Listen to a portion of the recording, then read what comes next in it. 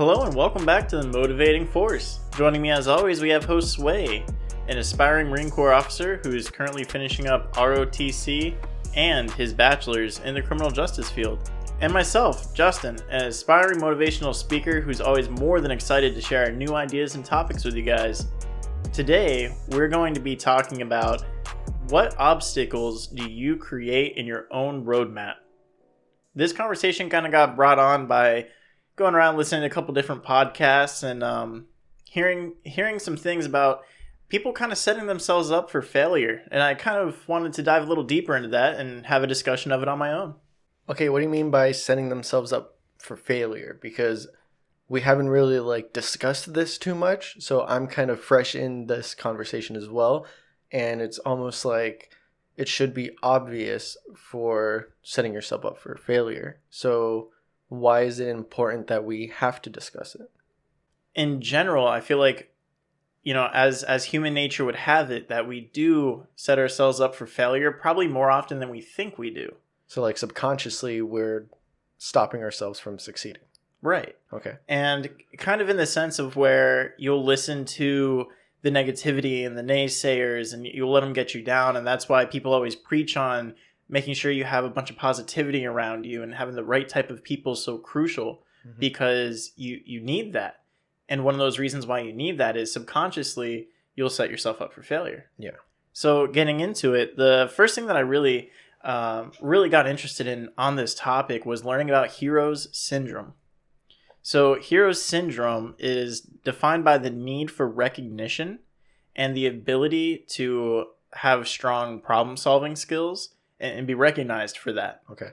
And the issue that we run into with the hero syndrome is just like anything when it goes too far. And what really categorizes hero syndrome is that you will cause problems. You'll create problems, whether it's in the workplace or just in your daily life. You'll create problems for other people to run into. And sometimes you'll wait for them to discover the problem first, and then you'll come along and solve it. Yeah, you're being the hero, as why it's called the hero syndrome. Right. Yeah. And then that issue comes in with pretty much the lazy work of it, right? Because you are the one that actually created the problem, but you know how to solve it. Okay. And then you wait for people to find out about it, and then you're like, oh, I can fix that. And strikingly, there was actually a report done on that where they've, on the hero syndrome, when they're studying it, they had something I think in total it was 110 firefighters who were arrested over the period of 10 years or something for arson related crimes. They would start? Yeah. That's what arson is, right? So they're okay, you're a firefighter, but you created, you did a crime with arsony. Why? Right? And out of those 110 people, 75 of those people said that really it was more so the thrill of putting out the fire and not that they wanted to cause harm to anybody or any situation. Okay. And then I guess the rest is just, they're firefighters, so they know a lot about fire. So, yeah. So that's kind of part of the scientific, or I guess the psychological side of behind the studies of this. And it's got me really thinking why do we do that? Well, I'm thinking right now, is it kind of a core value issue that people aren't, it's simple enough to just do the task without needing the recognition? Is it that? Is it a self-esteem issue? Do you feel like you're lacking in self-esteem and you need the validation of other people recognizing your achievements instead of just doing it? Because I'm sure, like you mentioned in the workplace, if you're in an office setting, the example of getting work done in a timely manner, instead of just doing it, you go to your manager and you talk to them about the amount, the workload you have and how it's so much, but then you can get it done in time. You're just making the scene, so then it seems like you're getting this giant amount of work done. And you need validation for it.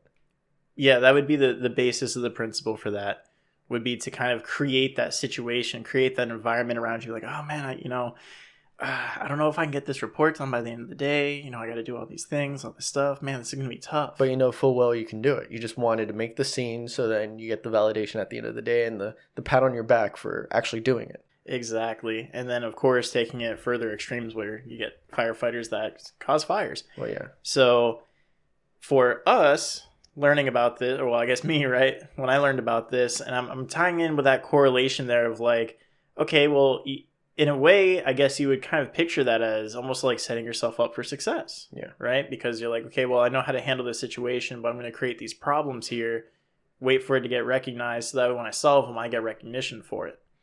And the problem that we run into, and of course, you know, me being more on that motivational side, the leadership side, I'm all about that responsibility and that self-improvement. Yeah. How do you give recognition to yourself? Yeah. And do you? But that's why I'm saying if it's that core value issue, if you don't have that responsibility as one of those top core values that you have, this is where you're lacking, because somebody like yourself that you can have that responsibility and that drive to do the things without the recognition is what you're saying. Yeah. Yeah. So you're going to create these problems for you to solve and really wait for people to come along and recognize those problems, and nobody's going to. Okay. Of course, getting into the topic of that, the motivational leadership side of it that I'm coming from here, where you create problems in your own life and you wait for people to come along and recognize it. And so that way you can do something about it and change it, because a lot of us can be kind of used to that when it comes to like the workplace setting and our social lives. And what people don't realize is doing things for yourself, you don't get recognition for it. Of course, you get other rewards, of course, right? But recognition isn't necessarily one of those things that come. That comes after the success. So what you end up with is just this roadmap of disasters, and whether they were planned or not, they're there and they're in your way. And you're either, because a lot of thought on this too is like, I'm thinking about when I talk to people who come to me for advice on their personal lives and like, hey, how can I improve this? How can I improve that? And every single suggestion I make, they always have a complaint or something to say about it. And it's like, but you came to me to ask me for help. I'm giving you this information on like just little things you can do to improve me. You're like, oh, well, I can't do that. And you don't want to accept it. Yeah. And exactly. And it's like, for the longest time, I was kind of sitting there thinking like, are they just waiting for somebody else to come along and fix it? Like, is telling them, is motivating them, is coaching them not enough? And then this was kind of that light bulb moment, hearing that conversation talking about the hero syndrome, where I kind of like the axioms connected, and I was like, no, this is about that recognition. This is like, but I'm not getting an external sense of reward for fixing these things in my life. Yeah. So any little obstacle, any little inconvenience in the way, whether it's fabricated or not, will prevent people from getting there. Well, it's almost like it's part of that work ethic as well, like we've talked about in previous episodes. It goes along with like that hustle. If you have that hustle mentality that you're able to push through certain things, this could even be part of that sacrifice that you make. If you're able to make sacrifices when you're trying to have this hustle, love of the work kind of mentality, include not getting the recognition. You know, do it for yourself. And, you know, if you need to power through it. But then at the end, once you get that recognition, you're going to realize you really didn't need it as much as you were thinking you did. You just have to get away from that fear of not having it. Yeah, because that success, right, when the recognition comes after the success in your own life, you have to realize you're already successful now. Yeah, you change the value that it has on your life. Exactly. So you don't need that pat on the back because you're already out there. You're already making it. You're a go-getter. You're getting after it. All those great things. And that recognition now is just another source of positivity for you. But up front, people going through these struggles and trying to overcome them, and they're seeing these obstacles there, or better yet, creating these obstacles to put in their way. That's where the real problem comes in. And a lot of that has to do with, I guess, when you're out there talking to somebody about it, like some of the people that come to me for help that I've been coaching through lately, it's like they want to make it seem like a bigger issue than it really is. Yeah, I was gonna say they're making it seem harder. Yeah. Yeah, and it's for that reason. So that way, eventually, when they overcome it, they get that hero syndrome. So then I'm like, oh man, great job! I didn't think we were going to be able to get past that hurdle. And then what I'm learning is how to change my approach with them, because it's like I'm able to like pick up on that, and I'm not giving them that credibility for that obstacle. So it's like, oh, well, I can't do this because of the kids, and like, kids are such a big responsibility, and I just don't have the extra time. And it's like, they kind of expect you to go along with it. Yeah. And be like, oh yeah, you're right. Yeah, I didn't think about the fact that you had children. You know what I mean? Yeah. It's like, no, man, look, this is how it is, because we're talking minutes to your day. Minutes to your day to make these improvements. And that's just like one example, like a small obstacle people use. And a lot of times it's always these external things, of course. And that's where you can really tell, like, if you are fabricating a problem in your life, because you're using external sources to create that problem, because you want to make it seem like it's something you don't have control over. Yeah. And I want people to kind of sit back, and with today's discussion, it's just about realizing the obstacles that are in your roadmap to success, and which ones are really there and which ones you're making up in your head. Yeah, and it goes for a lot of the people that are trying to achieve these big goals that they have for themselves, or instead of thinking that these goals are unattainable or unreachable, you're doing it to yourself. Like, you're psyching yourself out by doing this, because you're stunting your own growth. You're stopping yourself from actually doing it by making up these challenges, these barriers that won't let you just get the work done. You can be so much farther along in that journey of yours if you didn't keep making, at this point, it just comes down to you're making excuses for yourself. Instead of just trying to find the way through it, you're almost lazy, because you're making the excuse of why you don't want to do it. It's not even the hero syndrome at this point. You're just stopping yourself because you're waiting on somebody else to give you that green light. You're making the excuse, so then their validation is the green light to continue going, instead of just giving yourself the green light and going. Yeah, and I find that to be the biggest problem, because they wait for the green light, but it's like you've already identified the problem. Yeah.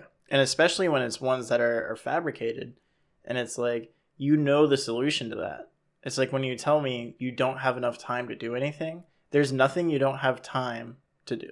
That's the worst excuse that I ever hear, and I hear it so often from people, because I just like take that time, and it's like, take up all the time you stare at the phone screen. Yeah.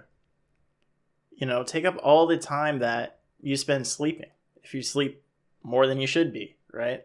And let me tell you what, for some of the dreams that people have, getting that optimal 8 hours of sleep, Yeah. let's talk about those sacrifices again. Yeah. Some of these people, I mean, you got Elon Musk out there. He's as successful and as rich as he is. You think he sleeps even 6 hours a night? Rarely. Yeah. He's talked about it a couple times. He's happy to get 4. What sacrifices are you going to make to overcome some of these obstacles? How important are these goals that you're trying to achieve? If they're really that important, I mean, some of these other things can fall to the wayside, Yeah, I mean, if you're trying to colonize Mars, then it might be okay for you to miss a couple extra hours of sleep, even though your doctor recommends it, right? What you're doing for humanity there. But for all of us individuals out there, realizing these obstacles is the first step. And I think intrinsically taking responsibility for all of it is what's going to help carry people along a lot further. Yeah. Because when you take responsibility for all these obstacles and you own them, you don't need recognition to solve them. Because that's the whole point of pointing them out, is like, there's a problem over here. It's away from me. And then you go out there and then you solve it. And it's like, no, take responsibility put it within yourself to understand, like, these are the obstacles on my roadmap to success. I just need to overcome them. Yeah. And when people realize that, then that recognition can go to the wayside.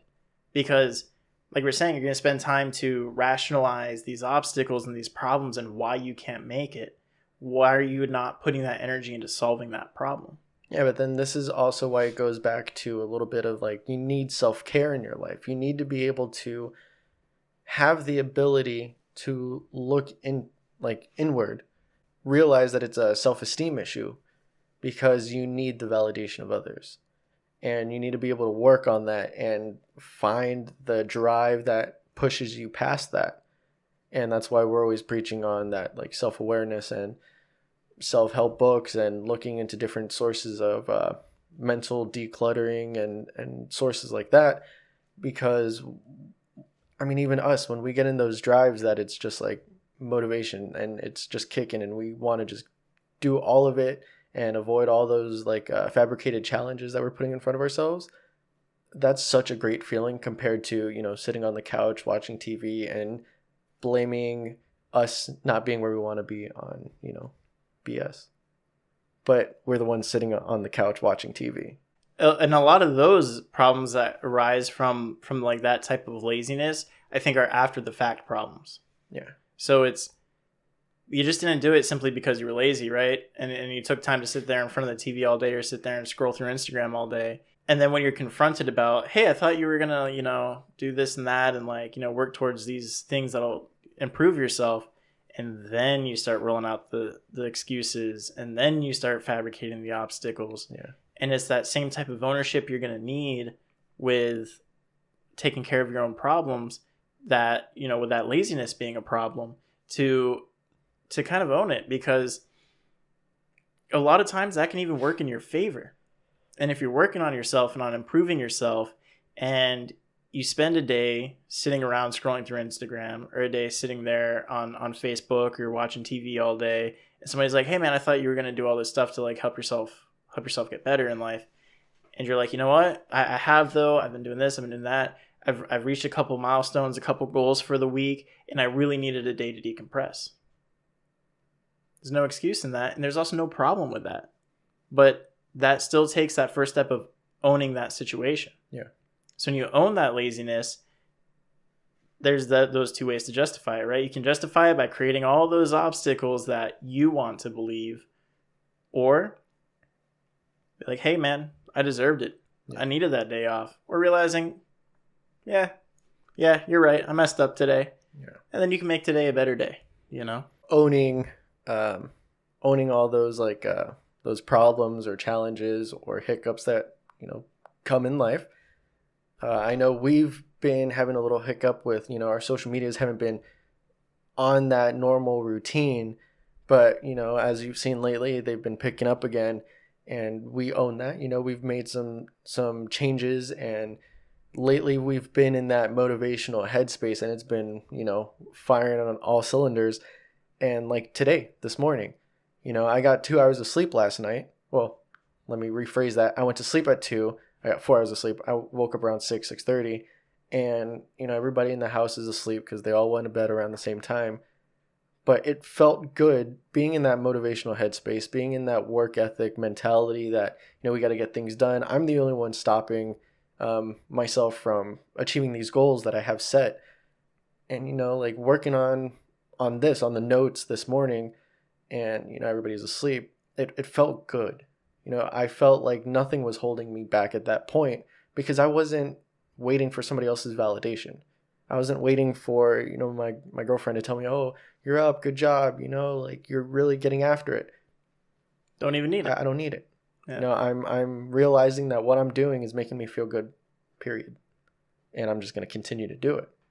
So once you start owning, I don't even want to call them the flaws or the mistakes, or owning up to the fabricated challenges that you're putting in your own path, and then acting on it appropriately and creating that path to success that you really need to go about, is going to make you feel a lot better at the end of the day. That actually sums that up perfectly. Like, I don't even need to say anything else on top of that. So I'm going to go right into the last point here on it, which is, you know, after with the ownership and everything, and thinking even deeper on it, you know, on that show that I was listening to, where they were talking about the hero syndrome, they talked about an analogy. about, and really it comes down to that proactive quality. That's really almost like I would want to call like unnatural. It's not something in our human nature to kind of have this like proactive response to things. Yeah. And it was kind of used in a justification method of waiting for problems to arise so that way you can kind of solve them and know you're going on the right journey. And I know we've even mentioned that before, where we talked about like when you hear the boss music going and you know you're headed in the right direction, and it's like almost like you're anticipating those problems. And the example they use is like if a cop is parked on like this desolate road and he's hiding behind the trees radaring and he's waiting for people to come by speeding, and of course here they come, they go by and he stops everybody, and you know that day he writes 10 tickets for speeding. You know, it's like you get recognition for that. It's like, oh, you did a good job. You ticketed these people for speeding. You prevented them from doing something that was wrong. Whereas on that same road, if the cop took a different approach and parked right at the front of the road, right up on the side of the road, and just sat there, everybody coming around that corner would see the cop and be like, oh crap, the cops are out today. Yeah. And then they don't speed down that road. So now that cop didn't write a single ticket that day, but he still prevented those people from speeding. And then in the eyes of society, or in the eyes of like his employers and stuff, did he do a good job? Yeah. No. Because there's nothing tangible there to prove the work that he did. Yeah, and that goes into the ethical dilemma in all of this, because in ethics, he's doing a better job sitting out in front of everybody than he is sitting behind the tree waiting for them to already be speeding. You know, especially now that especially since you're using the example of cops and police, how the media has been like demonizing them.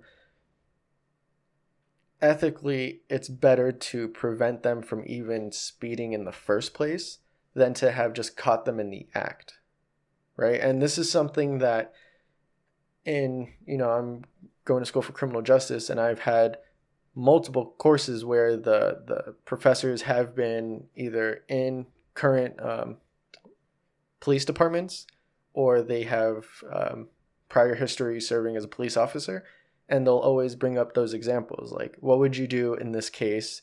Which one seems like the better result, if you ticketed 50 people in a day, or if you didn't ticket any but you made sure that everybody was safe and didn't bring up the cause for the ticket in the first place? You know, you're stopping the potential, you're stopping the possibility of an accident by sitting out front of the street where they can all see you, as opposed to catching right before the accident. Yeah, and it was crazy to think about that, because that made me really realize, like, okay, tying that back in together here, like, okay, so we want these problems in our lives because, and even if it's that innocent approach to like not get recognition for it, right? If you're like one of those people like, no, that's not me. I'm not worried about the recognition. I don't have anybody around to judge me like that. But it's then for you, it might be, you want those obstacles, you want those problems, you want to be able to overcome them because you feel like you need a problem in your life to measure your success. Like, you can't just be successful. People always ask, and then I think about how true that is, where we hear those things online all the time, like, oh, how to be successful doing this, doing that. And it's just like, nobody talks about like, oh, getting it right on the first try or something. Or like, if you do this, it just works. I mean, and it's like, well, what do you mean it just works? That's got to be a scam, right? I mean, are we victim to that same mentality because of the way that we've talked about other people that have come to success? The way we've talked about like Charlemagne, how he had all these struggles before, and then it's almost like that's validating the success that he has? Or is it that we don't appreciate like we always talk about Elon Musk, but he's the most current and out there celebrity that people are aware of right now, but that he's just always making improvements. He doesn't really have that struggle holding him back, as opposed to people that are like born in the slums and they are making their way up. Right. The ones that were born with nothing and always struggling seem like they're the more successful compared to the ones that are just constantly improving. And I think we give that more recognition based off of being able to talk about like that resilience of the human attribute, right? Yeah. But a good point for that too would be that the guy that came from nothing and built himself up, that's the people's people. Okay. The people's person. Yeah. Right? So it's like you can find more things relatable to that than somebody who was born into success or was already mildly successful and then went on to do great things. You're like, well, of course, because he had this platform to go off of. We all have our own platforms to go off of. You know, how high up the ladder do you want to go? And what are the characteristics that are shared between these people who are already successful and then become mega successful, and the people who have nothing who become mega successful? Because they all share the same attributes at the end of the day. Yeah. So this might be too far off topic, but it's actually a point that gets me heated a little bit. Is it also that the population or everybody else in general just makes the excuse for the success that other people have? Mind you, this isn't towards the individual, it's about others at this point. It's validating other people's success, being the person that's validating, right? So something that's been going on recently during the whole pandemic and stuff, the loss of, people losing their jobs and not being able to afford stuff, and then the excuses going around the Facebooks and the Instagram of, why are we only getting $600, $1,400 checks for stimuluses when people like Bezos and Elon Musk, they're multi-million billionaires? But it's like, they made that money. They went through their own struggles and their own paths of success to get there. Why do you want the handout? And why do you have to compare the two? It's not even comparable in my books, right? Yeah. And I get why that topic would be something a little spicy for you. Yeah, it gets me a little flustered because it's like you didn't do it. First of all, be happy you got something, it. But yeah. Because in reality, you're owed nothing. Yeah. And that's true for everybody, and that's why it's so important to own all the obstacles in your life and all the problems in your life and be able to overcome them, because nobody owes you anything anywhere at all. Right. So it's like, how much more are you going to push off onto people, even innocently, right? You don't have to do it maliciously, but how much are you going to do that until you realize that nobody's going to make you successful? Nobody's going to come along and break down those barriers for you and just give you this smooth, easy ride to success. Because if it was going to be like that, it would have been like that from the start. It was for some people, not for everybody. And if that person's not you, you're going to sit there and cry about it your whole life and, be on your deathbed still complaining about it? Or are you going to own the position you're at in the world and come up and overcome that and be the successful person you want to be?